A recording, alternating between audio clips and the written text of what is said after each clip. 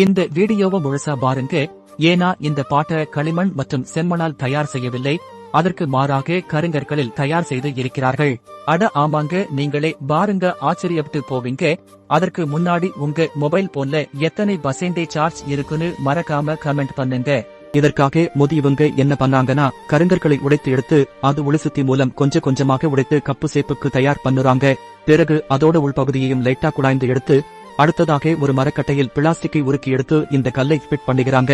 அப்புறம் அந்த மரக்கட்டைகளை சுத்துவதன் மூலம் இந்த கற்களும் சுத்துகிறது.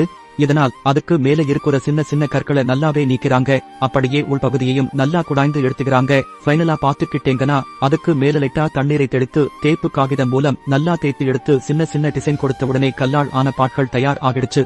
இந்த வீடியோ உங்களுக்கு பிடித்திருந்தா இவர்களின் உழைப்பிற்காக ஒரு லைக் மட்டும் பண்ணுங்க. அப்படியே உங்க வீட்டுல இந்த கல்லால் ஆன பாட் இருக்கா இல்லையான்னு மறக்காம கமெண்ட் பண்ணுங்க.